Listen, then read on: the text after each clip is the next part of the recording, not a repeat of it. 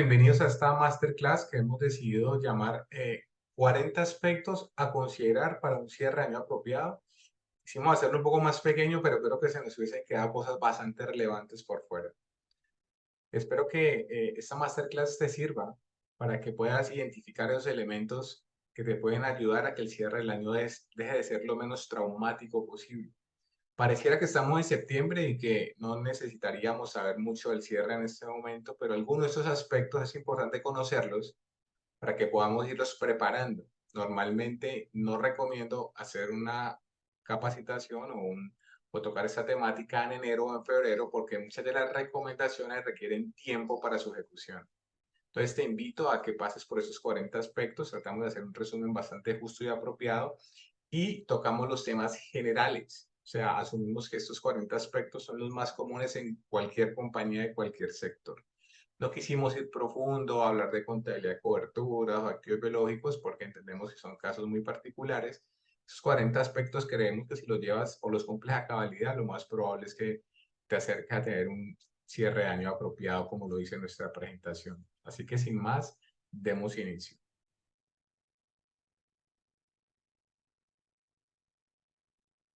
Antes de pasar por la estructura que tiene nuestro estado financiero, o sea que vamos a ir como una especie de orden para que nos vayamos adentrando. Y empezamos con el efectivo equivalentes. Aquí simplemente tres consideraciones. Es vital que entiendas de que al cierre del año yo tengo, como todas las compañías, conciliaciones bancarias que durante todo el año han generado partidas conciliatorias.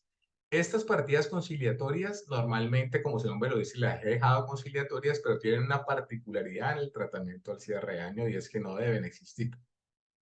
Si tengo consignaciones de un cliente que no tengo ni idea quién es, por eso no he podido hacer el recibo de caja, pero lo más probable es que haya una reducción de mi cartera cuando lo identifique, lo que voy a hacer es un recibo de caja genérico creando una cuenta, y puede ser una cuenta de cartera incluso diferente, que se llame consignaciones por aplicar, y lo que va a hacer es acreditar esta cuenta por cobrar y hacer el ingreso al banco.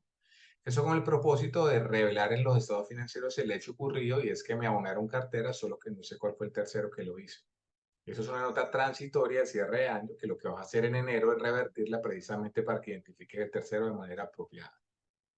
Esto lo vas a hacer no solamente para efectos contables, sino tributarios. En este sentido, ambos principios, tanto el contable como el fiscal, comparten la misma regla, que es un hecho ocurrido de estricta incorporación. ¿Qué pasa? Ya no hay de lo otro que eran los famosos cheques girados no cobrados, ya casi nadie usa cheques, pero puede pasar que si tengas un caso de algún cheque, o puede pasar que si es una transferencia electrónica al último día del año. La contabilidad lo incorpora, pero el extracto no lo recibe.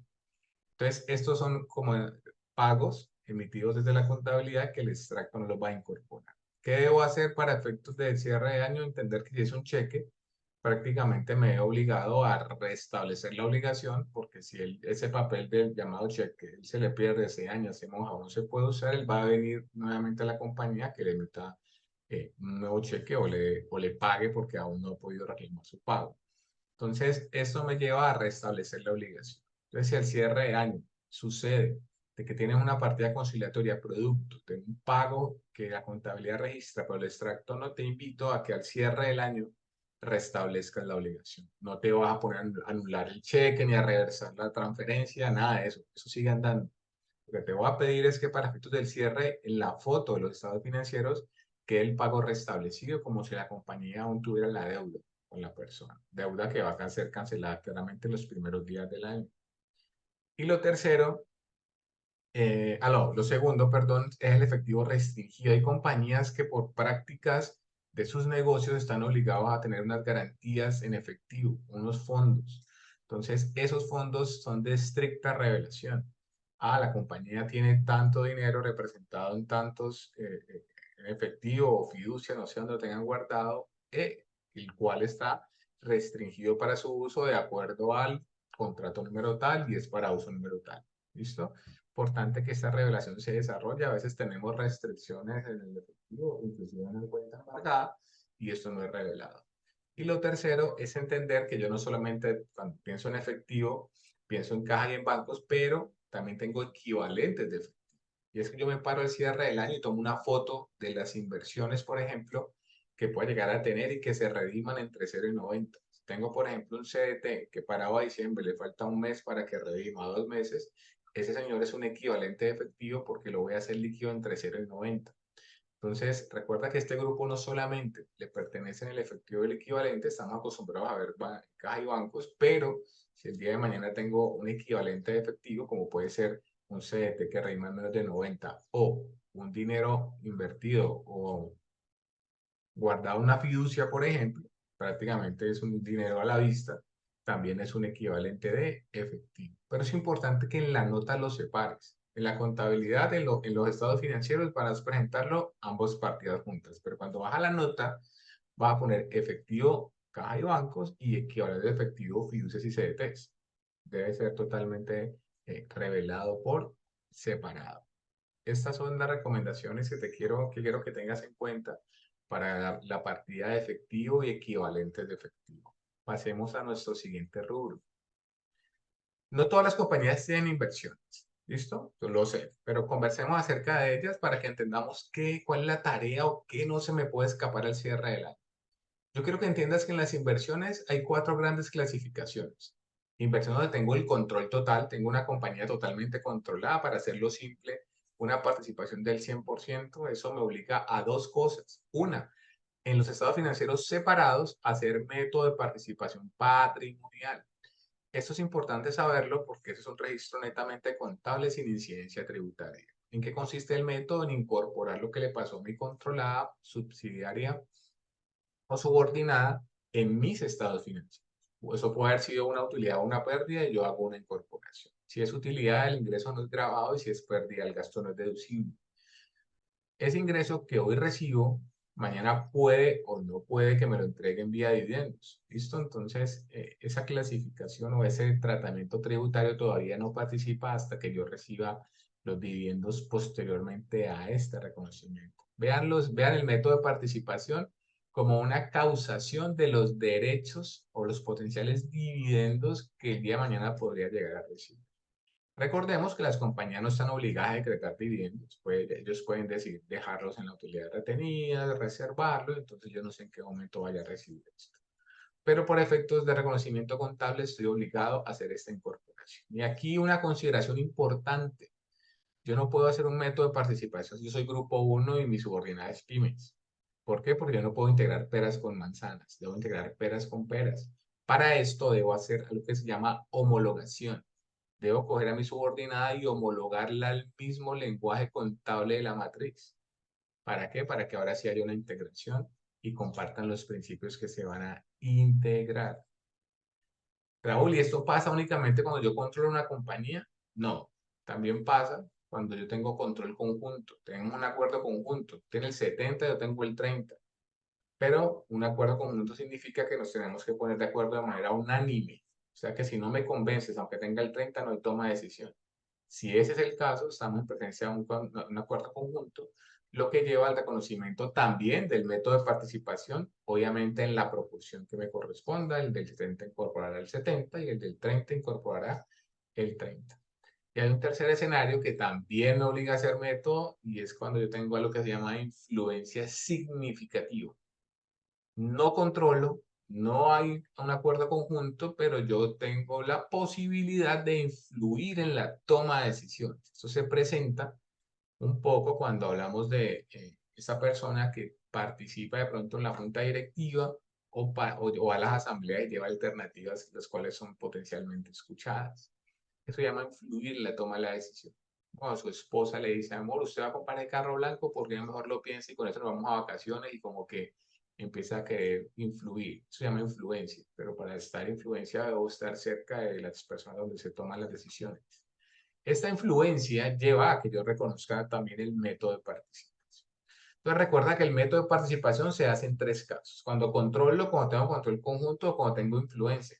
La única diferencia es que cuando controlo debo hacer una tarea adicional y es que debo presentar estados financieros consolidados. Esto sí es una novedad únicamente cuando tengo control total. El siguiente literal, el número 5, recuerda que son 40, ya vamos por el 5, es el valor razonable. Raúl, es que no tengo una inversión que controlo, no tengo influencia. Mejor dicho, tengo una acción en Ecopetrol. Esa acción pues no le pasa nada a lo que usted dijo ahora. Ah, ok, perfecto, no vayas a hacer método de participación, pero la norma me invita a que yo haga lo que se llama valor razonable, que es llevar esa acción, mirar si cotiza en bolsa es mucho más fácil, voy a mirar en internet cuánto cerró esa acción y con ese valor de cierre de esa acción voy a proceder a hacer el registro de ajuste al cierre del año. Eso puede dar un ingreso, puede dar un gasto. Si da un ingreso o un gasto, quiero que sepas que es únicamente un efecto contable sin incidencia tributaria alguna. Es importante que lo sepamos porque a veces se nos pasa y dejamos pasar estas variables para efectos de renta y no deberían. ¿Cuándo pasa renta? Cuando tenga disposición del activo. Quiere decir eso que yo lo vaya a vender, inclusive si lo vas a vender de ese valor, si tienes más o menos del 5% para decidir si paga o no paga renta. Hay unas variables adicionales a analizar en el momento de disponer de una acción de mercado. Pero para efectos del cierre de año, esta acción debe ser valorada a valor de mercado. Raúl, ven, te cuento, es que no es mi caso. Mi caso es, tengo una acción, pero la empresa no cotiza en bolsa. ¿Qué hago? La norma te invita a que, vuelvo y repito, lo midas a valor razonable, pero sé que el valor... No, es que para yo lo mido a valor intrínseco. ¿Qué opinas de eso? Punto número 6. Eso, estábamos acostumbrados a hacer valor intrínseco. ¿Qué consistía? Cuando tenía yo el 4, el 5%, páseme su patrimonio, yo me ajusto a su patrimonio. Eso es ajustarse intrínsecamente. Y el valor intrínseco no es valor de mercado, no es valor razonable. Por ende, es una valoración que bajo NIF ya no debería suscitar. ¿Por qué? Porque una cosa es el patrimonio de una compañía y otra cosa es el valor del mercado. Si usted tiene una acción, usted no va a mirar su patrimonio en cuánto la vende, sino que usted mira un valor de mercado que estaría representado en una empresa cerrada, en una valoración de empresa a través de flujos futuros, flujos de caja futuros y que me digan más o menos cuánto puede valer mi acción si quisiera venderla. Entonces hoy quiero que entiendas que el valor intrínseco no es una herramienta de medición. Raúl, pero entonces venga, le digo, tengo el 4% de una empresa cerrada. Usted me dice ahora que el valor intrínseco no aplica. Y también me dice que el valor razonable es a través de una valoración de empresa. Yo no voy a pagar esa montaña de plata para ajustar una inversión. Como sé que no vas a hacer eso y la norma de costo-beneficio tampoco te obligará, existe la posibilidad de que ese tipo de acciones y solo esas acciones las dejes a costo histórico menos deterioro. Costo menos deterioro. ¿Listo? Entonces, dejarás esa acción a costo ya que a valor intrínseco no es una alternativa. Ahora, cuando me hablan de costo menos deterioro, lo que yo hago es usar el deterioro como herramienta, perdón, el valor intrínseco como herramienta para ajustar un potencial deterioro. Te pongo un ejemplo. Si tengo una acción que me costó 10 millones, el valor intrínseco dice que vale 50, pues no hago nada porque no me puedo ajustar a 50 porque no es valor razonable, pero lo uso como referencia para deteriorarme. Mi acción costó 10 millones y el valor intrínseco dice que vale cero porque esa compañía prácticamente está el patrimonio negativo. Venga, si está en cero el valor intrínseco, sí deberíamos usarlo como variable para deteriorar, porque si el valor intrínseco está en cero, lo más probable es que no haya mucho valor de mercado. ¿Listo? Fíjate lo que hago, lo uso como referencia para deteriorarme, pero nunca para reevaluar o ajustar la inversión, incrementándola. El séptimo punto tiene que ver con los estados financieros consolidados. Les explicaba ahora que solo hay una condición que me obliga a eso y es que yo tenga una compañía que tenga control. Raúl, yo apenas tengo el 60, sí, pero es que no te estoy preguntando por la participación, sino por el poder de tomar decisiones y que esa toma de decisiones acabe en beneficios económicos. Si ese es tu caso, si tomas decisiones que acaban generando beneficios económicos, hoy quiero contarte, si acabas tomando, si tienes decisiones que acaban generando beneficios económicos, quiero contarte que estás en presencia de la consolidación y que no necesitas tener el control en acciones al 100% para hacer una consolidación de estados financieros. Entonces, por favor, repasa esta tarea porque a veces los empresarios suelen no contar mucho las cosas. Abrió una empresa, tiene el 70%, uno va a los estatutos y dice que se toman decisiones con más del 50%, pues ya prácticamente usted es el controlante. Si el 30% no está de acuerdo con usted, usted le va a importar poco porque según los estatutos usted toma decisiones con más del 50% de las acciones y tiene el 70% de ellas. ¿Listo? Estas son las consideraciones que deberías tener claro al momento de cerrar tus estados financieros con compañías que tengan inversiones de estados financieros. ¿Ok?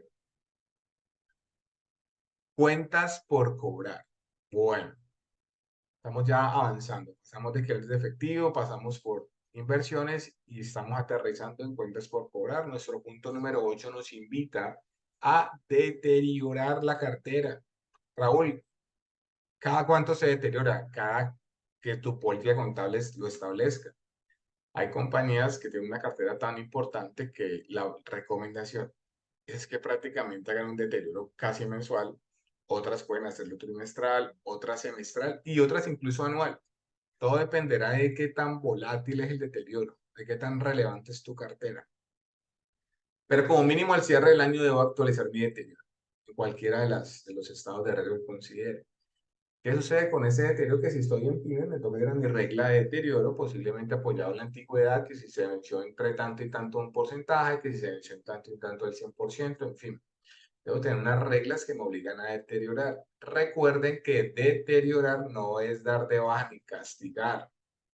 El deterioro básicamente está considerado para reducir mi cartera en una cuenta reductora diferente a la cuenta origen. No vayan a bajar la cuenta origen, no bajen la cartera de su cuenta. La cartera sigue estando ahí, viejita y todo, deteriorada y todo, pero sigue estando ahí. Crea una cuenta reductora aparte para crear una reducción de este deterioro apoyado en la regla que tiene mi política. Raúl, es que la gerencia está cansado de ver esa partida, cree que no la va a recuperar. Ah, eso no se llama deterioro, se llama baja o castigo de cartera. Y esa baja o castigo de cartera no solamente va para efectos contables, sino que también va para efectos fiscales. El castigo en los dos libros. El deterioro solo es en la contabilidad. ¿Y por qué el deterioro solo es en la contabilidad? Pues porque las reglas que lo llevan a ejecutarse son contables. La DIAN tiene unas reglas diferentes. Yo no puedo hacer en la contabilidad un principio fiscal.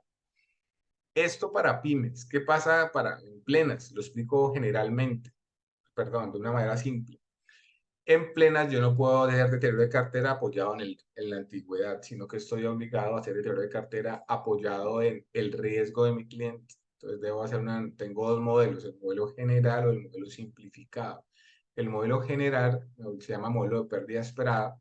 Ambos se llaman igual, pero tienen diferentes métodos de cálculo. El modelo general me obliga básicamente a establecer una especie de matriz para identificar el riesgo de lo que tiene un banco cuando te desembolsa un crédito a ti de acuerdo a tu edad y unas variables apoyadas en tu hábito de pago, el software contable lo que hace es determinar un riesgo potencial en ti. Y desde el mismo día que te desembolsa el banco, automáticamente crea una provisión o un deterioro apoyado en ese análisis de riesgo.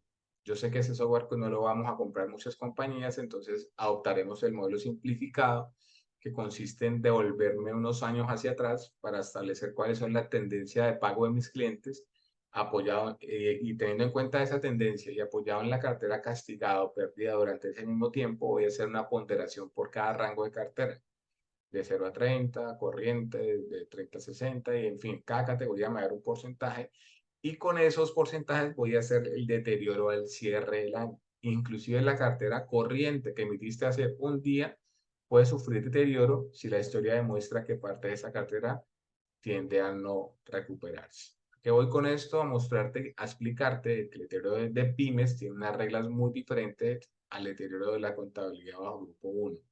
Entonces, dependiendo del marco contable que tengas, deberás hacer la una o la otra. El punto número 9 de cuentas por cobrar nos invita a evaluar el famoso costo amortizado. Que todo plazo excepcional tenga un interés. ¿Qué es un plazo excepcional? Pues que no se sale de lo habitual. La cartera, ¿usted qué hace en su cartera? Usted a nadie le da un plazo excepcional, le da un plazo normal. No, Raúl, es que un cliente te pidió 6 meses, te pidió 6 meses, lo más probable es que le vaya a cobrar intereses. Sí, sí, claro, entonces ya le estás cobrando, sí, claro, le estoy cobrando intereses, porque me pidió un plazo excepcional. Eso es lo que la norma quiere que usted haga siempre. Cuando le entregue plazos excepcionales, cobre intereses. Si no los quiere cobrar, asumimos que los intereses están implícitos dentro del valor que usted le entregó. Ejemplo, le prestaste al empleado 2 millones de pesos y le diste un plazo de 2 años para pagar. La norma asume que usted no le prestó 2 millones, sino que le prestó, a manera de ejemplo, eso se calcula a tarea de valor presente, pensemos que dio 1.900.000. Entonces, asume que le prestaste 1.900.000 y le vas a cobrar 100 de interés. Al final del día son los mismos 2 millones, solo que la contabilidad los presenta distinto. ¿Y para qué quiere todo esto? ¿Por qué no me deja los 2 millones en la contabilidad, que es lo que me va a pagar? ¿Por qué me enreda la vida? Porque la norma quiere que tú tengas una cuenta por cobrar siempre medida en valor de negociación.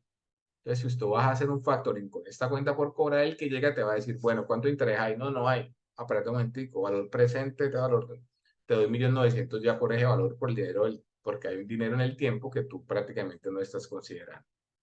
Entonces, ¿a qué voy con esa segunda variable? A que si tenemos casos donde debo analizar interés implícito, es el momento, el cierre del año de que sea reevaluado. Raúl, pero ¿cómo le voy a hacer una tabla de valor implícito a la empleada que le presté 200.000 pesos por una calamidad y no le cobré interés? Entonces, cada que no cobre interés se me va a chicharronar.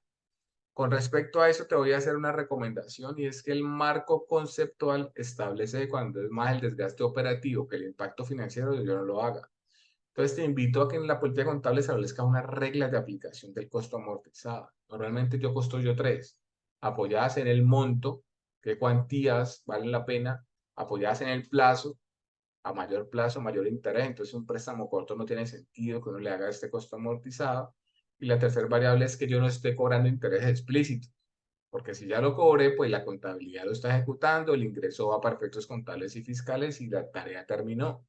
Cuando no cobro intereses, junto a las otras dos variables, cuando me veo abocado al desarrollo de una tabla por interés implícito. Esto al principio genera un gasto, posteriormente genera ingresos. Ni el gasto ni el ingreso tienen incidencias fiscales. Te hablo del interés implícito, ¿no? Porque si el interés es explícito y lo estoy cobrando realmente al empleado, ahora sí participa para efectos tributarios. Tengamos claro eso. No, es que ahí me dijeron que el costo amortizado no aplicaba para efectos tributarios, depende. Si es el explícito, sí. Si es el implícito, no. Te contaba ahora que contablemente tengo unas reglas de deterioro contable que debo aplicar al cierre del año para cerrar bien mis estados financieros. Y a veces nos centramos en eso y reconocemos el deterioro y demás. Ojo que eso puede dar deterioro, puede dar recuperación. Porque si venía castigando un exceso de cartera y ahora me da menos, pues eso se me voltea y tiende a generar un ingreso. Así como el gasto en su momento no fue deducible, el deterioro de cartera, el ingreso no es grabado. ¿Listo? Entonces, eso puede dar las dos maneras. ¿Qué pasa? Que así como contablemente tengo unas reglas, fiscalmente también tienen otras reglas. Recuerden que la provisión de cartera, esto no es nuevo, es una práctica muy eh, antigua, pues antigua en el sentido de que ya nuestras reformas tributarias pasadas lo tenían considerado y tiene que ver con que en la provisión de cartera yo tengo dos métodos, ¿no? El general y el individual. Escoja uno de los dos, inclusive escoja el que más le convenga. ¿Cuál le conviene más? Pues el que más gasto dé, porque necesito bajar la renta. Y con ese método individual o general se va hasta el final del modelo de su cartera y va a reconocer un gasto en su declaración de renta con unas reglas diferentes a las contables. Por eso vemos unos gastos distintos tanto para efectos de estados financieros como para mi declaración de renta y por eso el impuesto diferido se vuelve protagonista por la diferencia entre esas bases. ¿Listo? Entonces es importante que no se te olvide esta provisión de cartera fiscal, existe y se puede utilizar y a veces ayuda bastante a bajar la tasa efectiva de renta con un gasto que en la contabilidad no está, pero que calculándolo para efectos fiscales puede llegar a dar un valor que me sirva para determinar o para reducir mi renta líquida. El número 11 habla un poco de los anticipos, aunque los anticipos no son cuentas por cobrar, no se pueden presentar como cuentas por cobrar, los puse en esta diapositiva porque es más fácil explicarlo desde acá. ¿Qué pasa con los anticipos? Si piensen, si me vuelvo puxero, me voy a la cuenta 1330, anticipos entregados a cualquiera, a particulares, a terceros, en fin. Esos anticipos, dependiendo de qué vaya a recibir yo de él, es donde lo clasifico. Anticipé para comprar un lote, vaya asume a propiedad planta y equipo. Anticipé para comprar inventario, vaya asume a inventarios. Anticipé para que me prestaran un servicio de mantenimiento, váyase a otros activos no financieros y quédese como una especie de gasto pagado por anticipado. Fíjate que en los tres casos que mencioné, en ningún caso queda sumando en cuentas por cobrar. Pero lo que te quiero hablar hoy de los anticipos, algo que yo sé que tú le pones bastante cuidado, pero que no se te escape, y es que yo debo tratar de gestionar esta. porque la falta de gestión me lleva a aspectos tributarios incómodos. ¿Por qué? Porque yo les necesito pedir a las personas que están aquí que por favor me legalicen cuando terminen el desarrollo del trabajo. Aquí solo debería quedar los anticipos de proyectos que no se han ejecutado y que no han avanzado. Sigue siendo un derecho de recibir algo.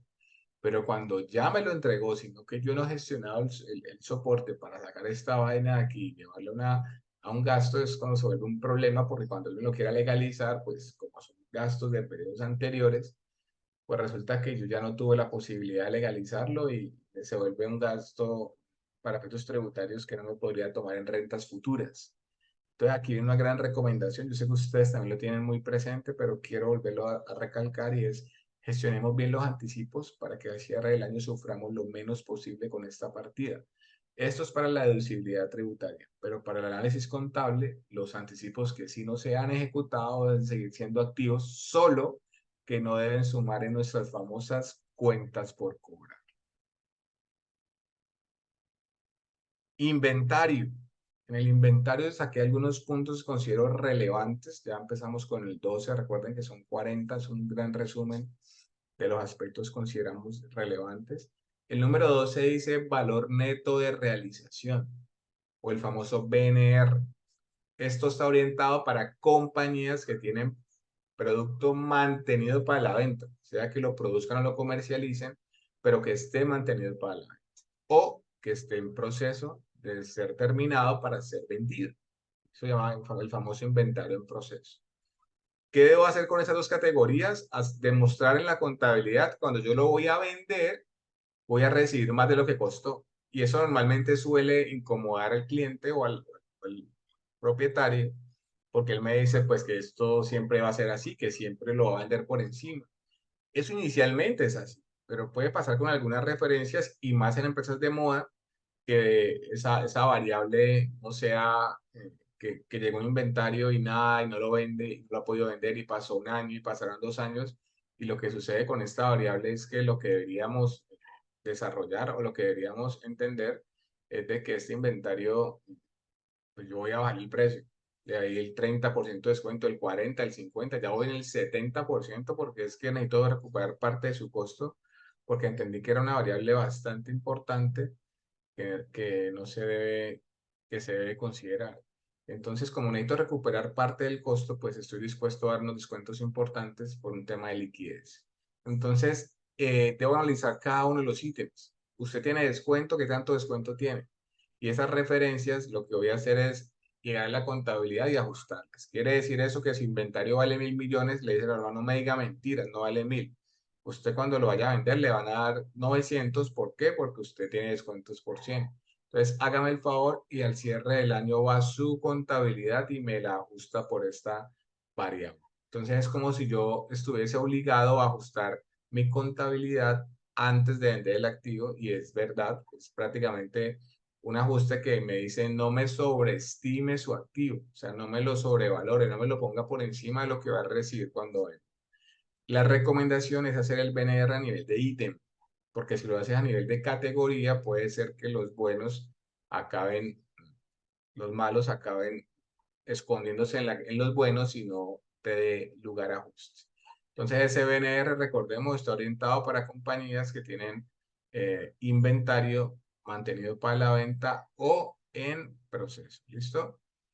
El tercer o la tercera consideración tiene que ver con algo que quiero que estemos atentos a esto y está muy orientado a las compañías que prestan servicios al cierre del año y esos servicios no alcanzan a ser facturados y la razón de que no sean facturados es que no he terminado.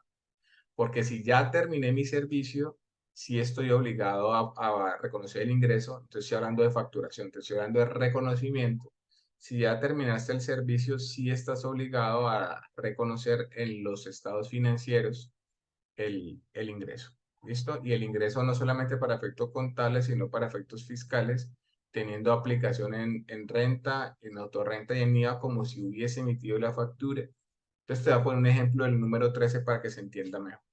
Pensemos que tú contrataste a QV Consultores para el desarrollo de un estado financiero consolidado. Ahora, pensemos que ese estado financiero consolidado chicos, déjenme, cierro por acá algo que hay bastante ruido y sé que nos va a incomodar. Entonces déjenme un segundo, hago un cierre de algo y continuamos.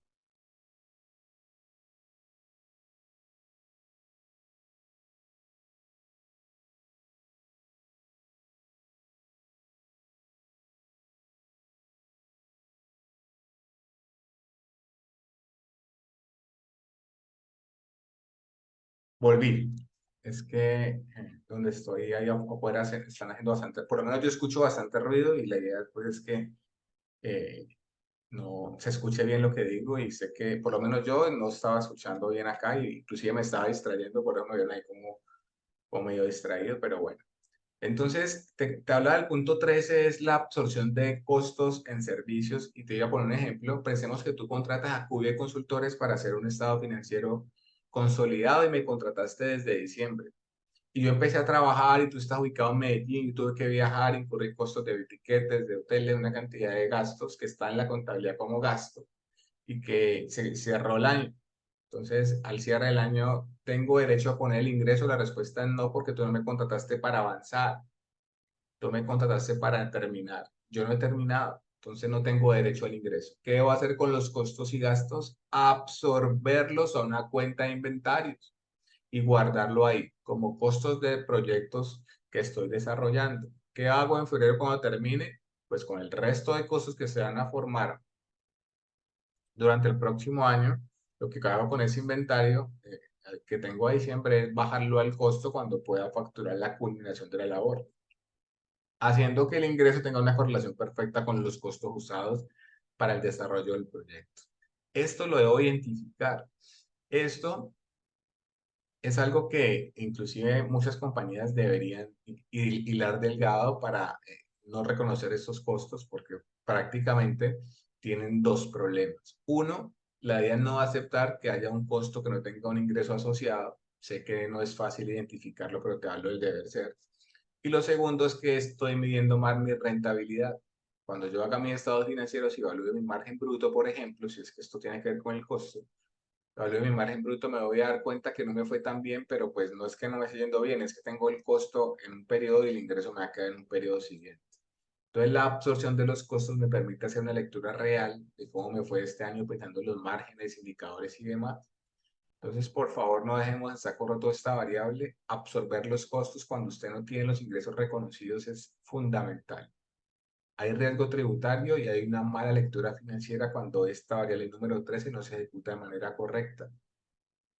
Número 14, deterioro por destrucción. Raúl, es que al cierre del año tengo un inventario que se me vence y lo voy a dar de baja. Para que lo puedas dar de baja, tributariamente hablando, usted va a venir simplemente tiene una regla que dice cuando el inventario no se va a usar, con el informe de la persona de bodega, usted simplemente lo va a dar de baja. Eso va a generar un costo. A que sea deducible o no, ya es un análisis tributario, que dice la norma tributaria que para que haya un reconocimiento de ese costo debe ser un inventario que esté asociado a la actividad económica de la compañía, lo primero, y lo segundo es que tenga un certificado de destrucción de mi proveedor, que va a decir, no, este dice que lo destruyó, pero mentira es que lo vendió. Entonces necesitas un certificado de ese tercero con el que castigaste o quemaste o destruiste ese inventario que nadie más va a poder utilizar. Entonces necesitaría esas dos cosas para que fiscalmente pudieras tener una deducibilidad de esta partida. Número 15. Te estoy hablando de esos puntos porque son los que siento yo son más cruciales y a veces generan confusión al cierre del año. Raúl, es que voy a hacer diferencia en cambio. Y le voy a hacer diferencia en cambio a un anticipo que le di a un proveedor del exterior. No me alcanzó a llegar la mercancía, pero pues yo le mandé unos dólares. Entonces yo al cierre del año voy a hacer la diferencia en cambio a esa cuenta. ¡Ey! No se puede. ¿Por qué? Porque desde el momento que giraste el dinero hacia afuera, dejó de ser una partida monetaria. Ya no es monetaria. ¿Qué es una partida monetaria? Ah, que yo estoy obligado a recibir más o menos pesos por un cambio de la tasa, o estoy obligado a pagar más o menos pesos, pero los dólares ni han llegado ni se han ido.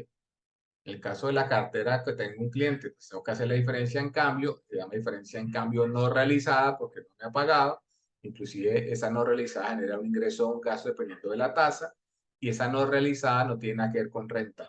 Por eso hay que manejarlo en cuentas contables aparte para que usted cuando vaya a hacer la renta no se me vaya a enredar. Digamos que al cierre del año yo lo que hago es eso, un ajuste por diferencia en cambio a la cartera al exterior. Fíjate que te hablé de la cartera, el inventario no, porque ya los dólares se fueron, ya lo que fue fue. ¿Qué cambio con actualizar algo si ya prácticamente le preparé el valor? En la cartera no he recibido la plata. Como no la he recibido, voy a recibir más o menos pesos y me voy ajustando. Misma situación cuando tengo un crédito en dólares con un banco del exterior o misma situación cuando tengo un proveedor del exterior. No he pagado todavía. Entonces, cuando vaya a pagar, posiblemente me toque desprenderme de más pesos o me toque desprenderme de menos pesos de los que consideré inicialmente. Eso depende de la tasa.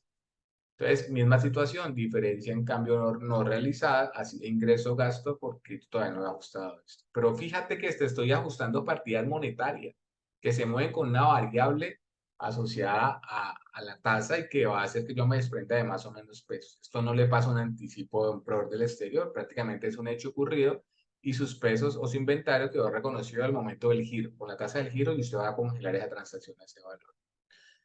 Y el número 16 es algo que te recontra recomiendo, que inclusive es una exigencia de la revisoría fiscal, pero más que de la revisoría fiscal debería ser un hábito de la administración, y es hacer un inventario físico, ojo, del inventario, no de la propiedad, planta y equipo. Aquí estoy hablando de inventario, entonces vamos a hacer un selectivo, vamos a hacer un levantamiento de inventarios que nos va a permitir entender que la contabilidad tiene una cifra muy parecida a la representada en un inventario físico. De no ser así, obviamente debe ser ajustado al cierre del año y a muchas compañías les pasa por muchas razones diferentes que este inventario representa un ajuste en sus estados financieros.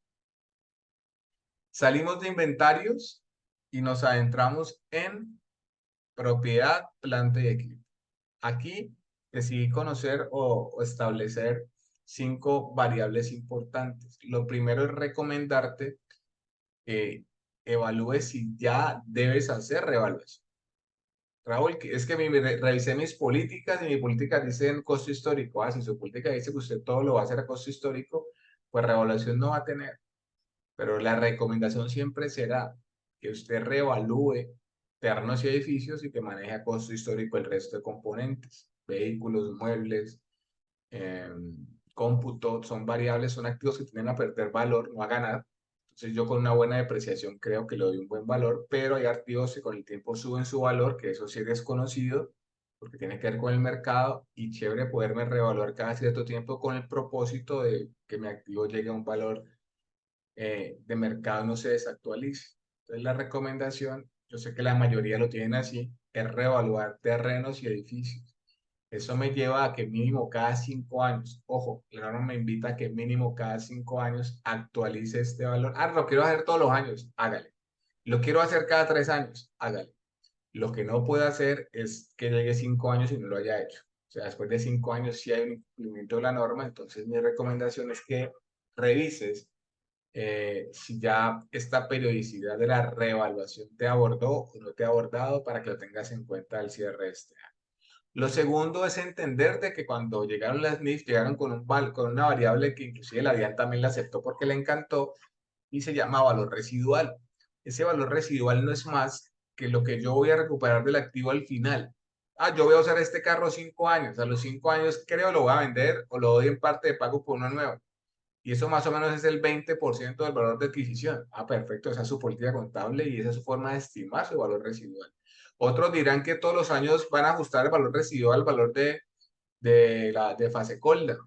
Válido, esa es tu política contable. La norma no te dice cómo calcular el valor residual, pero si te pide que por favor estimes un valor si tú crees que al final lo vas a vender.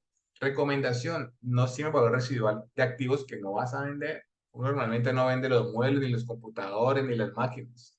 Entonces son grupos contables que no deberían tener un valor residual. Ahora, hay de casos a casos, puede que sea caso especial. Donde sí creo que debe haber valor residual, normalmente hay, es en los vehículos. Entonces usted va a establecer un valor residual determinando su política cómo lo va a construir y eso va a hacer que usted ese valorcito residual no lo vaya a depreciar porque es lo que usted va a recuperar al final. ¿Listo? Entonces esa práctica le encantó a la DIAN porque cuando usted determina un valor residual usted deprecia menos. Al depreciar menos pues tiene menos gasto, y al tener menos gasto aumenta la renta, y a la DIAN le encanta todos los ajustes que aumenten la renta. Entonces quiero que entiendas que si tiene valor residual, tiene una incidencia no solamente contable, sino fiscal. Evaluar la depreciación, esto es clave porque a veces nos congelamos en el tiempo. Raúl, ¿cómo te parece que yo puse unas vías útiles? Yo creo que esas son, pero voy a venir reevaluando. No, yo no he vuelto a mirar eso. ¿Qué te recomiendo que hagas? Mira cuáles activos al cierre del año ya van a morir en los próximos meses o el próximo año. Y evalúa si eso va a ser así. No, Raúl, aquí dice, según las vías útiles, que hay un activo que muere el próximo año. Una máquina no, yo la fui a mirar y el man me dice que dura otros 5 años más. Entonces, usted debería ir a ese activo y cambiar la estimación. Se llama cambio en estimación. Estoy estimando una vida distinta apoyada en una realidad actual. Eso es con incidencia prospectiva, no hay ningún error ni me equivoqué porque yo pensé que iban a ser 5, pero el mercado, el uso de la máquina, la conservación, yo qué sé. Una cantidad de variables que hacen que ya esa vía útil no corresponda. Entonces lo que voy a hacer es cambiar para esos grupos de activos, voy a hacer un cambio en estimación, inclusive puede ser solo para esa máquina porque es una vía útil, y lo que voy a hacer es extender. Me tengo que volver a recalcular, cero, nada, el pasado está perfecto, es una aplicación prospectiva. ¿Cuánto le faltaba por depreciarse? No, le faltaban 10 millones, esos 10 millones los voy a llevar a 5 años, ya no al año porque creo que la máquina va a seguir usándose por un tiempo superior. Eso se llama evaluar la depreciación. Es vital que en serio nos tomemos el trabajo de hacer esta evaluación precisamente para que no tengamos activos totalmente depreciados y que en la empresa sigan funcionando. El número 20, una conciliación. Esto es fundamental, chicos, por una razón simple. Y es que la norma me obliga a que yo le diga cuál es el saldo inicial, compras, bajas, depreciación, revaluación y demás. Y si yo no tengo un cuadrito o una conciliación, un archivo en Excel que me ayude a sustentar o a construir esa revelación, cuando usted vaya a su estado financiero va a sufrir. No, Raúl, pero es que mira que yo hago un cuadrito donde digo que tengo tanto de máquinas, tanto, yo hago un detalle, pero la norma no te pide ese detalle, hagas el cuadro si quieres bonito. Le está pidiendo una conciliación de todo lo que pasó en el año. Si usted no la tiene cómo construirla, va a sufrir. Y lo último lo que te quiero hablar en el punto número 21 es que tú tienes un terreno o un edificio que puede ser propiedad, planta y equipo o puede ser propiedad de inversión. Recordemos que la propiedad, planta y equipo es cuando yo lo uso en la parte administrativa o comercial, y propiedad de inversión es cuando lo uso para fines distintos a esos. No es que lo tengo para rentar. ¿Te dedicas a rentar? No, propiedad de inversión. No es que un cliente me pagó con un inmueble y no tengo ni idea qué hacer. Ah, incertidumbre, sí, propiedad de inversión. No, es que mira que lo compré para engordarlo y en 5 años venderlo. ¿Lo uso en la parte administrativa comercial? No, propiedad de inversión. Eso es una categoría distinta, lo vas a presentar en los estados financieros en un grupo aparte, se llama propiedad de inversión. Y le pasan dos cosas muy diferentes a la propiedad de antiequipo, y es que una propiedad de inversión no se deprecia. Una propiedad de inversión cuando se revalúa no va al patrimonio, sino que forma un ingreso. Entonces fíjate que son dos aspectos cruciales, que si yo no hago la clasificación y no pregunto por esos inmuebles qué estamos haciendo con ellos, posiblemente tenga una mala clasificación que me lleve a un mal reconocimiento al cierre de mis estados financieros. Entonces, ojo, solo aplica para terrenos y edificios. Entonces, te recomiendo que si tienes este tipo de activos, evalúes su uso para que hagas una apropiada clasificación de los mismos. Nos salimos de propiedad, planta y equipo y nos adentramos en activos intangibles. Sé que los activos intangibles, o recordémoslo, son activos sin apariencia física y ellos tienen una consideración particular. Como no están físicos, yo no puedo mostrar control si no tengo un contrato, si no tengo un derecho firmado, si no he creado una patente que tenga autorizado solo mi uso. Entonces aquí se vuelve muy importante el sustento legal. Ah, es que yo tengo una franquicia. ¿Dónde está? ¿La registraste? Mostrame el documento. No, no, no lo he hecho. Entonces no tienes nada. Cualquiera lo puede explotar. Entonces aquí es importante tener el derecho legal. ¿A qué voy con la número 22? A que la DIAN también se inventó una regla. Cuando digo que la DIAN también se inventó una regla, me quiero volver un momentico a propiedad, planta y equipo.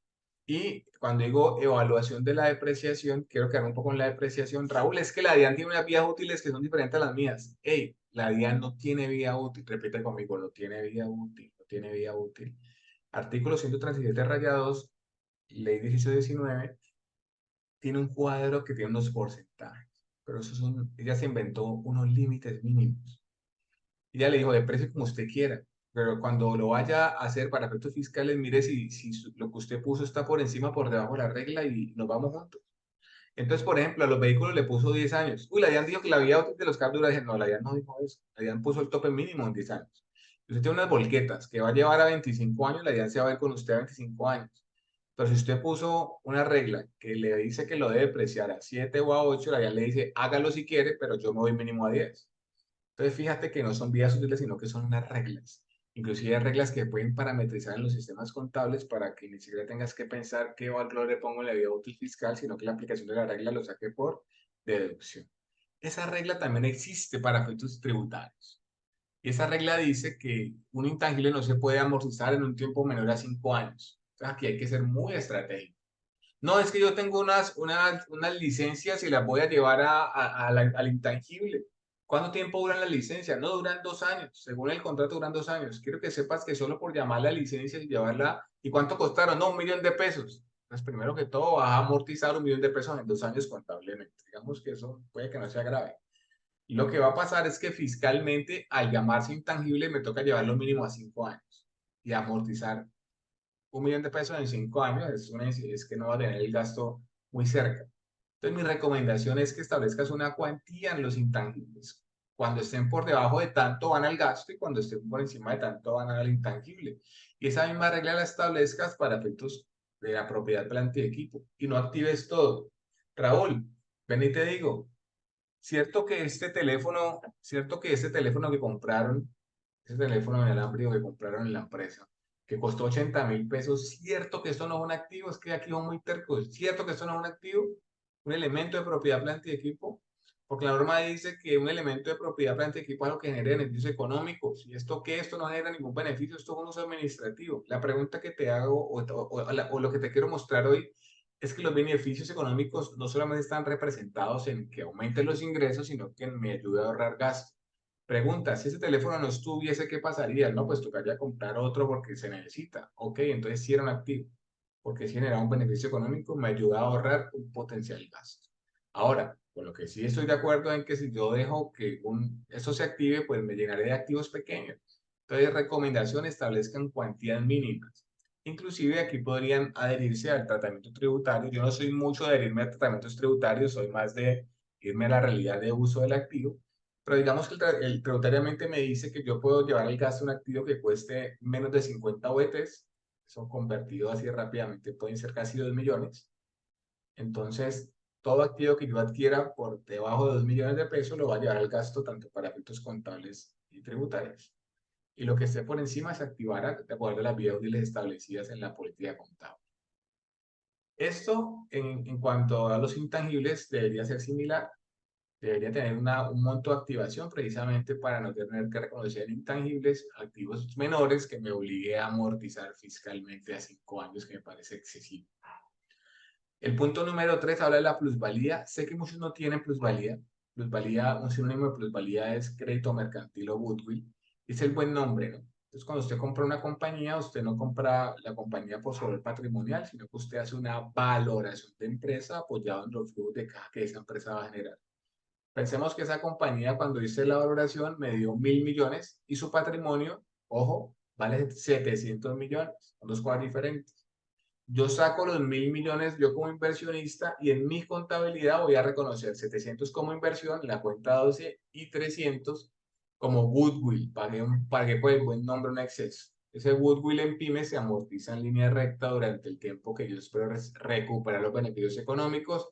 En plenas es otra cosa bastante incómoda y es que no puedo hacerlo a través de una amortización lineal, sino que debo actualizar en la valoración. Si antes la había hecho a 10, ahora me toca hacerla a 9, a 8, a 7 para que la diferencia sea la amortización que puede llegar a generarse. Eso es algo bastante complejo. En plenas, en pymes simplemente es una amortización lineal durante el tiempo que espero recibir. Pero tanto en plenas como en pymes, esa amortización de la plusvalía va a generar un gasto que fiscalmente no es deducible porque la DIAN estableció que la plusvalía va a formar gastos que en renta no se podrán descontar. Es importante tenerlo claro para cuando llegue el caso tengamos claridad sobre el tratamiento contable y tributario. El punto 24 tiene una variable que si me preguntas a mí es bastante polémica. Y de pronto no me adentro mucho porque sé que toda esta polémica va a hacer de pronto que me quede aquí hablando un poco del tema, pero quiero contarte rápidamente que estamos hablando de las mejoras en propiedades ajenas. Cuando hablamos de bienes en arrendamiento operativo es que arrendé un local y lo estoy adecuando. Y resulta que la pregunta es, ¿esa adecuación es un activo o no es un activo? Raúl, es que la norma dice en intangibles que los beneficio, que cuando yo gire el dinero yo recibo el beneficio todavía, pues que es un activo. Sí, es verdad. Inclusive los gastos pagados por anticipado están sustentados en la norma de intangibles. Pero te hablo de un seguro que no he recibido, te hablo de que pagué adelantado 12 meses de alquiler y no lo he recibido. Pero ¿qué pasa con los intangibles, con las mejoras? Las mejoras ya son un hecho. Ya terminó el señor de hacer la mejora. Y eso no es ningún gasto pagado por anticipado, ya terminó. Se llama cargo diferido, voy a diferirlo y eso es lo que la norma no me permite realizar. ¿Qué dice la DIAN? No, que sí, claro, que las mejoras las active. Pues a ella le va a interesar que no lleve eso al gasto hoy, sino que lo lleve a un activo y le amortice su contabilidad tributaria muy lentamente con el gasto. Ahora, también sé que hay compañías que suelen gastar bastante mejorando locales que no son de ellos. Compañías que se gastan 2.000, 5, obviamente hacen contratos de arrendamiento a 5 a 10 años muy largos, pero se gastan un valor importante. Ahora, Raúl, contablemente hay un sustento para una mejora en una propiedad ajena. Yo me pongo a ir por las normas y es difícil encontrar una que lo sustente. No hay una norma que hable de gastos pagados bueno, habla de gastos pagados por anticipado, sí, eso sí tiene sustento en intangibles, pero esto no es un gasto pagado por anticipado, esto es un hecho ocurrido. Entonces, si es una mejora de un bien mío, pues bacano, porque es una activación, una adición al activo y listo. Pero cuando no es mío se vuelve complicado de reconocer. No hay una norma que me permita, ahora, no hay una norma que Raúl no conozca, porque es que yo aquí estoy, necesito hablar en primera persona, porque es que no hay una norma, unga, es que posiblemente usted no la conoce. Entonces aquí yo no me puedo poner a decir que no hay una norma, sino que la interpretación que yo le doy es que no hay una norma que sustente la activación. Ahora, nos vemos obligados a encontrarla, o a colocarla o a forzarla. ¿Por qué? Primero que todo, porque vuelvo y te digo, son compañías que abrieron un punto de venta que costó 3.500 millones. Y yo le voy a decir, mira, es que no hay norma que sustente la adecuación en propiedad ajena, no hay una norma que sustente y va a reconocer eso como un gasto preoperativo, lo lleva a llevar al PIG y eso lo va a hacer literalmente que cierren un PERDE. El Consejo Técnico de la Contaduría también piensa que podría activarse y empieza a decir el por qué y lo explica y demás, pero pues no entrega específicamente un sustento normativo claro para su activación. Ahora, el Consejo Técnico, recuerden, no es ley, ¿no? El Consejo Técnico no es una norma específica. El Consejo Técnico es un contador que tiene mucha experiencia y que simplemente interpreta un caso que le preguntaron. Entonces la gente coge eso, vea, el Consejo Técnico dijo esto, apoyado en eso, usted no debería hacer nada. Eso lo hacen es para que usted vea, yo comparto la posición, no la comparto. Ahora, en la mayoría de los casos, claramente la posición del consejo es totalmente compartida por nosotros los consultores, pero hay algunos casos que son excepciones. Por ejemplo, yo no comparto cuando el consejo técnico dice que estas mejoras son activos y que tienen un sustento normativo para apoyarse, porque yo no conozco uno. Ahora, que me parece injusto, claro que es injusto. O sea, yo quisiera que se hiciera uno porque lo más natural es que yo hice una mejora en un local que tengo de aquí a 10 años, pues lo más natural es que esa mejora pueda ser un activo que yo amortice durante ese tiempo que voy a recibir las ventas. O sea, eso es lo más lógico desde un punto de vista financiero. Lo que quiero contarte hoy es que pareciera que no hay mucho sustento técnico, o sea, técnico normativo contable, ¿no? Porque la DIAN sí tiene sustento fiscal, normativo contable. Ahora, vuelvo y te digo, lo vamos guardando por allá en otros activos y lo empezamos a amortizar, pero pues pensando o siendo muy claro contigo de que un sustento para ese tipo de inversiones no es tan simple de construir. El punto número 25 invita a que hagamos lo mismo que en la propiedad, planta y equipo. Se llama conciliación, chicos. Saldo inicial más compras intangibles menos amortizaciones, saldo final. Debo tener una conciliación, no solamente decir tengo licencias, software y se fue. No, tengo que hacer la conciliación, es una revelación exigida por la norma. Y cierro con el punto número 26 que habla de la reevaluación. Raúl, ¿cuál revaluación? Ah, usted puede, ojo, en plenas, en pymes no puede revaluar intangibles. En plenas usted puede revaluar un activo intangible. ¿Qué significa eso? Que si usted tiene una marca que compró una marca de otra empresa, la estoy explotando, pero esa marca ha cogido fuerza. Entonces lo que yo voy a hacer es cada 5 años reevaluar la marca.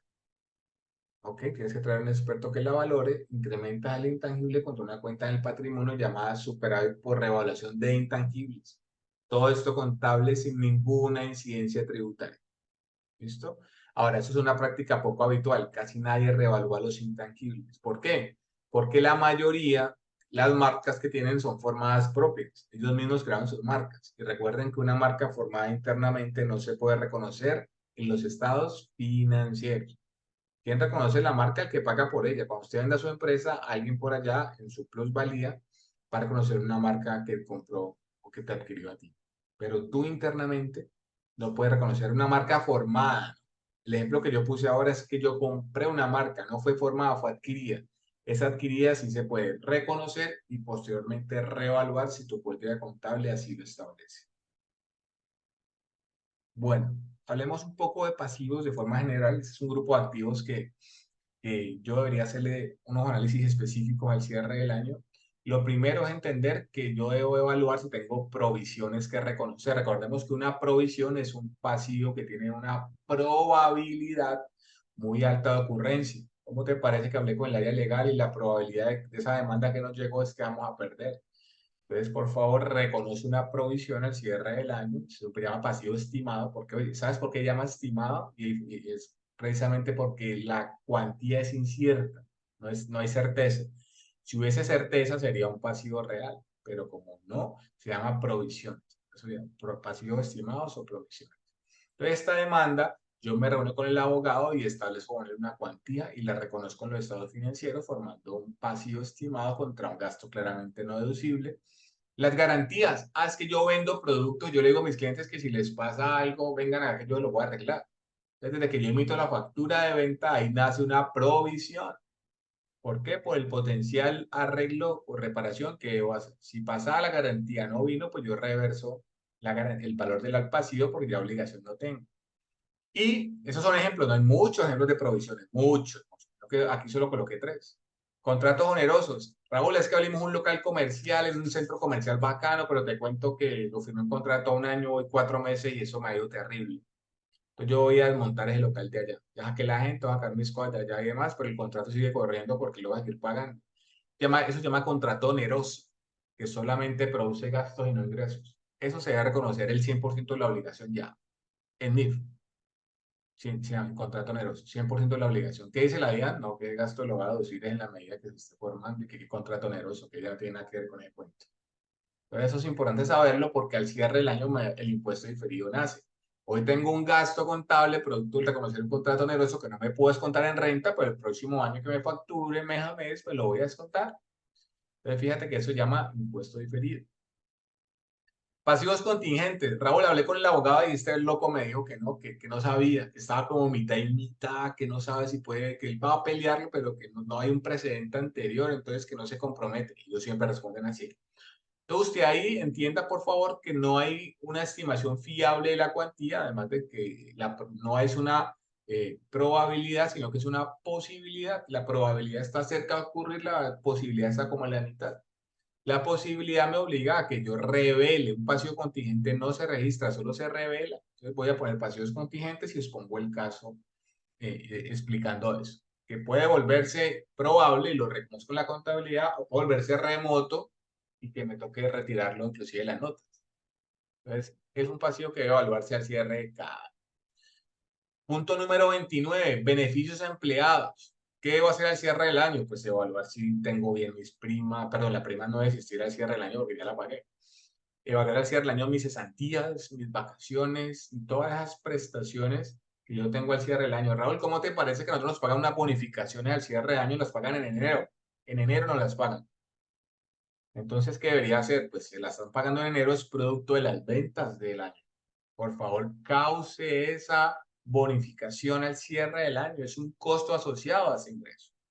Y me lo deduzco de renta, ya el análisis lo harás Porque hay compañías que dicen, no, yo no me lo voy a descontar de renta porque como es laboral, tiene que ser estrictamente pagado, pero es que lo estás pagando en enero. No, no, no, pero yo no quiero adentrarme en ese tema, yo lo trato, lo reconozco en el gasto contable, pero me lo va a llevar al gasto fiscal cuando lo pague en enero, o sea, el próximo año. Ya es un riesgo o una interpretación tuya de cómo quieres tratar tributariamente esto. Lo que te quiero decir con esto es que el principio de causación contable debe desarrollarse, ya tú evaluarás si fiscalmente tomas o no tomas el caso en tu declaración de renta.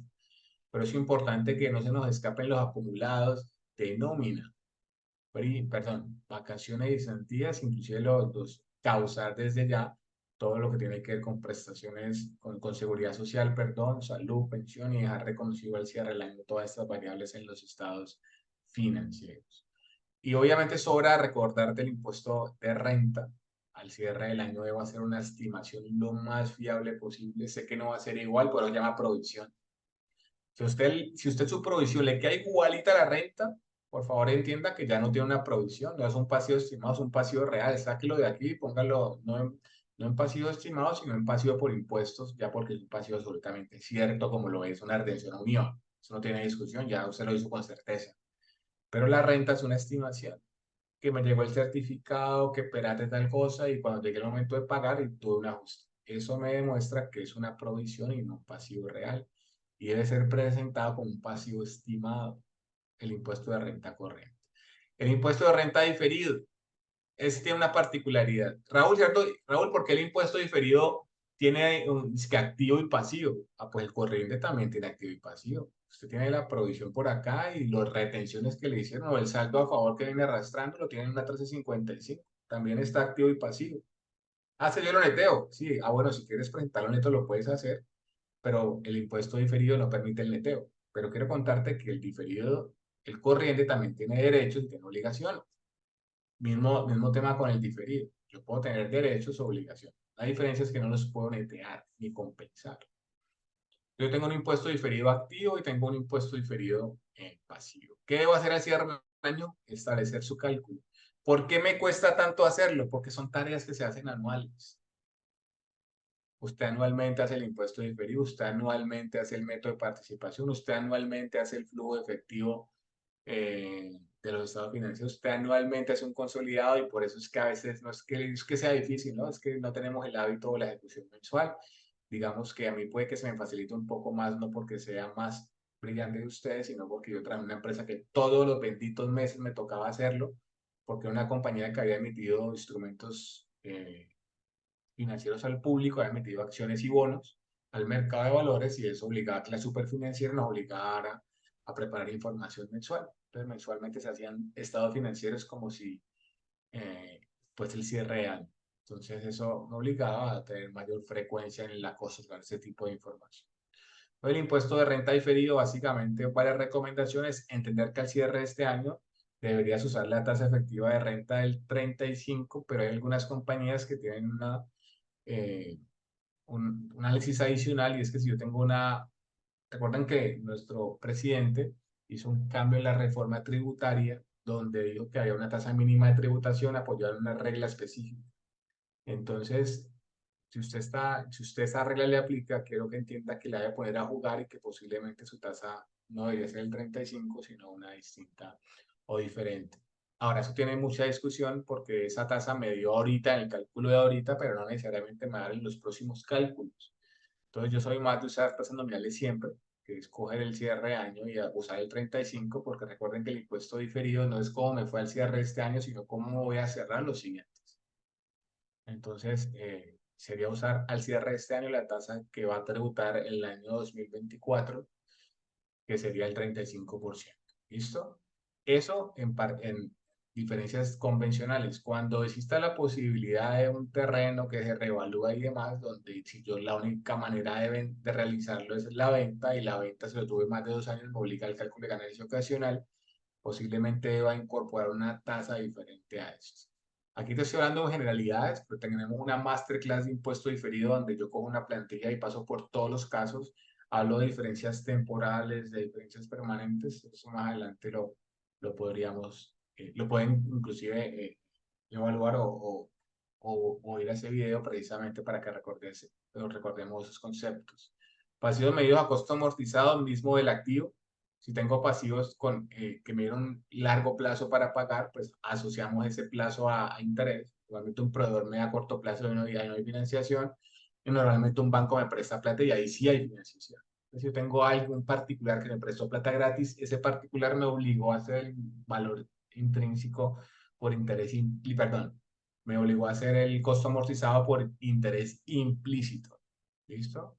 Si tenemos personas que nos prestaron intereses de largo, perdón, nos prestaron recursos de largo plazo y no nos están cobrando interés, que tiene un monto importante, un plazo importante y no hay financiación. Si ese es el caso y lo tienes actualmente, de acuerdo a tu política contable, deberías hacer la tabla de valor presente por costo amortizado e interés implícito.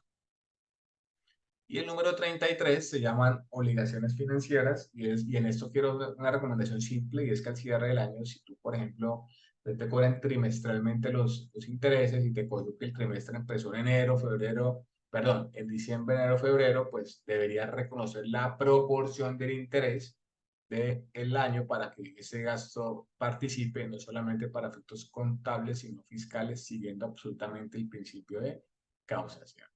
¿Listo?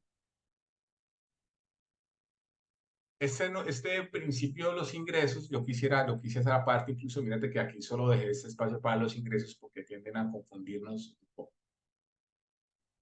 Lo primero que quiero contarte de los ingresos es que, bueno, para hablar un poco de la obligatoriedad, recordemos que nosotros al cierre del año tenemos que hacer una conciliación fiscal entre los principios contables y los tributarios. Si tienes ingresos por más de 45.000 VT, estarás obligado a presentar el formato del 516 de conciliación fiscal.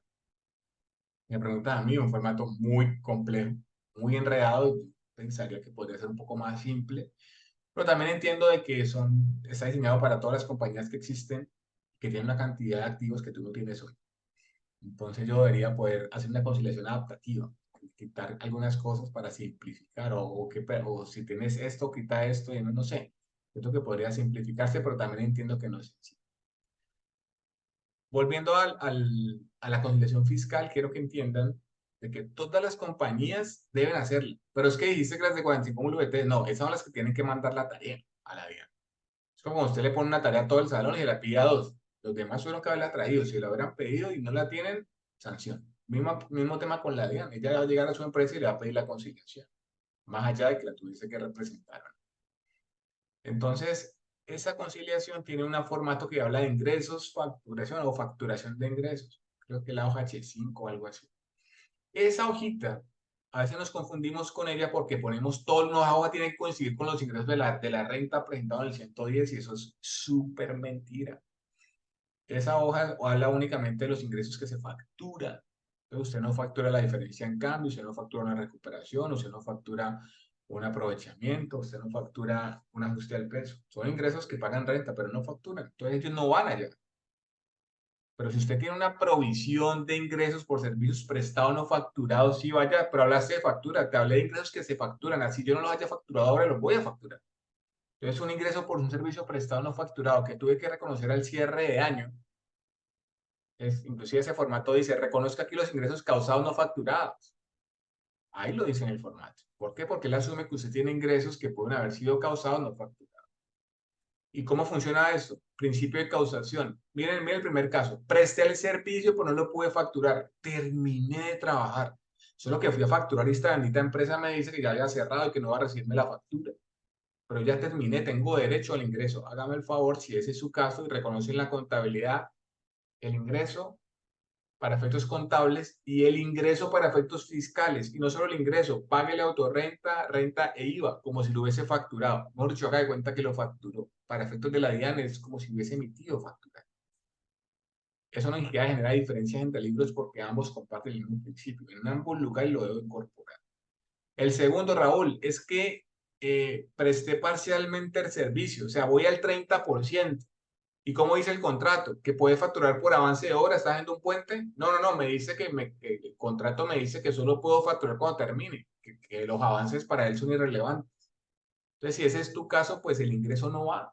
¿Por qué? Porque yo solamente tengo unos costos asociados, pero voy a la mitad del trabajo. Inclusive esos costos no pueden quedarse en la contabilidad, los absorbo en una cuenta de inventarios porque el ingreso no va a permanecer en este periodo. ¿Cuál es el tercer caso? Facturé, pero no he prestado el servicio. También pasa. Pues, la universidad le factura el semestre, pero no le ha prestado el servicio. Que factura un anticipo. Normalmente un anticipo no se debería facturar. Por eso digo, es un anticipo, con el contrato usted deberían crearle la plata. Pues la mayoría de tesorerías piden la bendita factura. Entonces te obliga a emitir una factura electrónica. Esa factura electrónica va a formar un ingreso diferido, una cuenta del pasivo. Como cuando la factura de la universidad, ellos no llevan eso al ingreso porque el costo asociado no está. Entonces lo llevan a un pasivo que lo amortizan al ingreso durante el tiempo que esperan prestar la labor. Entonces, y Raúl, cierto que así como en el servicio prestado no facturado no va el ingreso, pues tampoco debería ir el IVA, ¿cierto que no? No, el IVA es bien inteligente, o la DIAN es bien inteligente. Artículo 429. El IVA se reconoce a lo que suceda primero entre facturar o prestar el servicio. Ya. Anticipo, con IVA. Factura prestada de prestación de servicio, el IVA. Presté el servicio, pero no lo pude facturar. Prestó el servicio, IVA. Emitió factura sin haber trabajado, IVA. O sea, no hay escape para el IVA. En la renta sí me puedo escapar manejándolo como un pasivo cuando no he empezado a trabajar y me generan un anticipo, pero en el caso del IVA no hay discusión y este señor me quita la plata sí o sí. Entonces, hay clientes que me dicen, no, pero es que usted para qué fue tan papista. La DIAN, ¿cómo se va a dar cuenta?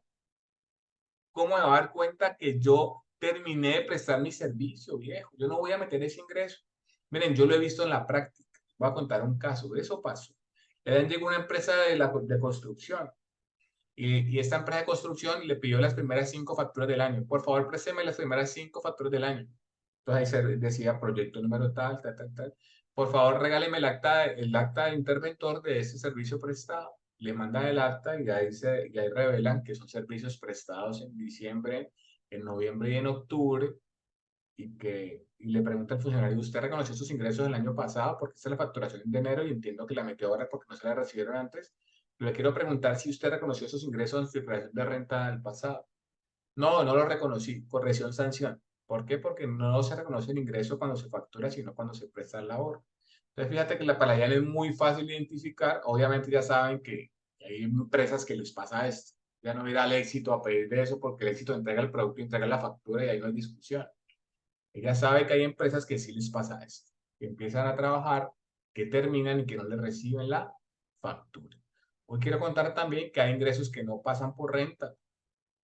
Por ejemplo, un ingreso por recuperación de provisiones que se reversan, no son grabados, método de participación, nada que ver con renta. Ingreso por valor razonable de propiedad de inversión. Acuerden que les dije que un avalúo de una propiedad de inversión vale ingreso. Ingresos por costo amortizado, lo que yo les hablaba ahora de interés implícito, ese ingreso no tiene nada que ver con la declaración de renta. Entonces, estos ingresos son muy contables, nada fiscales, pero por eso es importante tener clara nuestra conciliación. Y cierro nuestros 40 puntos con unos que considero bastante relevantes y es nuestro cálculo al cierre del año. Les contaba que así como existe un impuesto diferido pasivo por las obligaciones futuras tributarias que me generan las diferencias, también tengo derechos a reconocer. Quiero contarte que la revaluación de la propiedad de planta y equipo genera impuesto diferido. ¿Tenés un terreno? Sí. ¿Qué tenés ahí? Ahí tengo sembrada mi caña.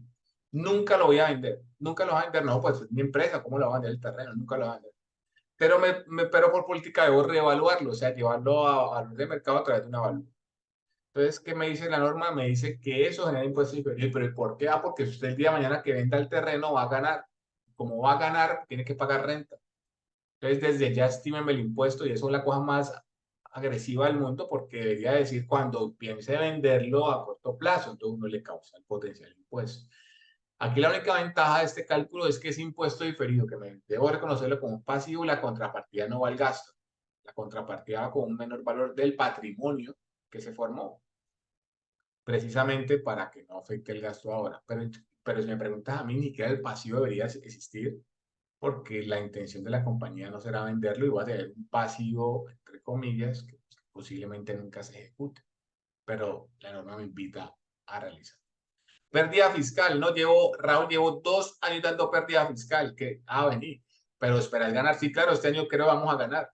Esas pérdidas fiscales deben estar reconocidas en los estados financieros como un impuesto diferido activo. Las pérdidas fiscales yo tengo 12 años para compensarlas con rentas futuras. como Maturana, perder es ganar un poco. Entonces, esas pérdidas usted las va a guardar en un activo diferido y las va a tener que reconocer o incorporar en los estados financieros generando un gasto crédito. ¿Cierto que, Raúl, cierto que yo tengo un ingreso por impuestos? Nadie tiene ingreso por impuestos. Hola, Diana. Usted lo que va a hacer es acreditar un gasto. Y si le quedó crédito, por favor, conviva con él y así lo vamos a presentar en nuestros estados financieros. Como gasto, el punto 39 o reversión de gasto. Ahí no dice ingreso. Gasto o reversión de gasto. ¿Listo? Normalmente no debería ser un impuesto diferido presentado en otros ingresos, no. Un gasto con naturaleza contraria. Y contarte que hay diferencias temporales, que son las que les aplica impuesto diferido, y diferencias permanentes que no tienen nada que ver con el impuesto diferido. Entonces, cada una debe ser evaluada por separado. Este último punto 40 tiene una masterclass aparte, que si vas a nuestro canal de YouTube te vas a dar cuenta que también hemos hablado de impuesto diferido y hemos pasado por todas las potenciales diferencias. Espero que estos 40 puntos te sirvan. Trata de revisarlos, evalúa los cuales te impactan. No tengo esto, pero sí tengo esto lo voy a revisar. Si lo puedes imprimir y escribir, esto ya lo hice con una especialista de chequeo para que tu cierre de año debe ser lo más traumático posible. Si algo de esto no te quedó claro y quieres seguir comentando a través de nuestras redes sociales, estamos ahí para atenderte, responder las preguntas que se puedan atender y demás. Y espero que esto te sirva. En QV Consultores nos gusta hacer contenido no para pensando en un beneficio particular, sino que siempre es pensando en cómo podemos llevar nuestra profesión a otro nivel. Si tú ves nuestros productos, siempre es pensando qué hacemos para que nuestra profesión llegue a otro nivel. Aquí haciendo un paréntesis, tenemos un programa que se llama Contador 10 Plus, que básicamente es un acompañamiento del contador y cómo nos llevamos a alcanzar esas metas que a veces son tan complejas. Desde el punto de vista comercial, de cómo se prepara, cómo se enfoca, en fin, una cantidad de variables blandas y técnicas que debería tener claras para poder empezar a emprender en este camino y hacer empresa propia. Entonces, siempre nos ha gustado precisamente ese tipo de cosas, que aportar valor, entregar herramientas, poder ayudar, siempre pensando en que los contadores, así como otros profesionales se dan su lugar, podemos nosotros tranquilamente llegar a esos niveles que somos muy estratégicos en muchas compañías gracias a las labores que hacemos. A todos agradecerles por este tiempo y nos vemos en una próxima ocasión. Felicidades.